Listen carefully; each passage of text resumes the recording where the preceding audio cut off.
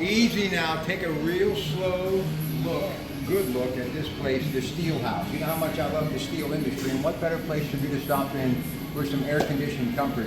And the Miller boys are at it again, that's right.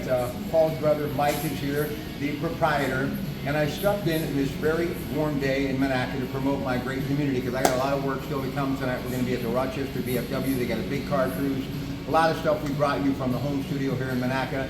And when I'm not on KDK Radio, I'm hanging out with my friends.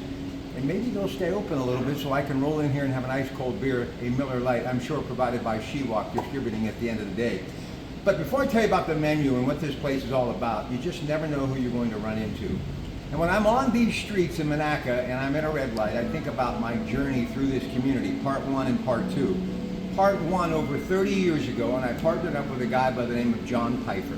He worked as a custodian at Monaca School.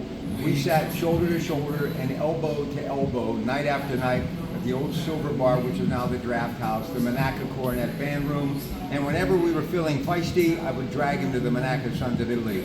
I loved him like a brother. I think about him all the time, especially when I rolled through that community that is Vanport, his hometown where he grew up. And he'd be so happy to hear that my friends, the Sheetses, are putting a store there, which is really cool. But speaking of John Pfeiffer, this is his brother. Rich, let's just talk about your amazing family of how many? 10? At least. Okay. Yes. Listen, I came from a family of 6. Sometimes it's hard to remember, but I get it. Your brother was the most caring, kind individual, and one of the things that I deeply regretted is when I moved away after I got married. I didn't see him or stay in touch as much as I should have.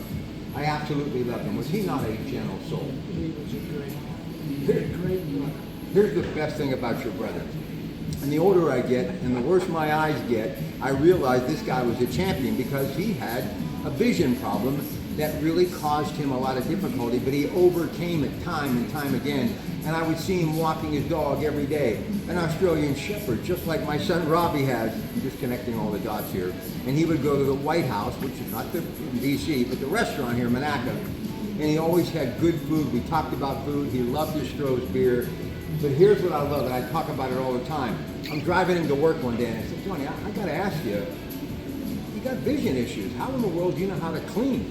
He said, look, you clean when the room's dirty, right? I go, yeah. He goes, every day I go to work, I clean the entire room. So that's what that guy did. He overcame so much, that generation that he had, but it never slowed him down.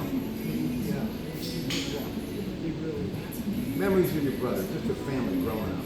Oh, see, he was a lot older. Here, turn around, show everybody your So- his wife. Go ahead. So he was like in the service as I grew up. Right. So, Are you the only one left? oh no, we have a brother in Chicago, Tom, and a sister in Alabama. Just a great family, a great guy, but he liked you here.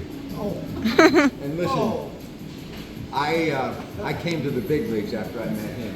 I can't tell you the nights, hot summer nights, we would leave the Silver Bar, God rest Dominic Lucy, and we would just hang out, eat peanuts, drink Iron City, he'd drink his Stroh's, watch the Pirates, and then I would go out that back door and walk home on a beautiful summer night.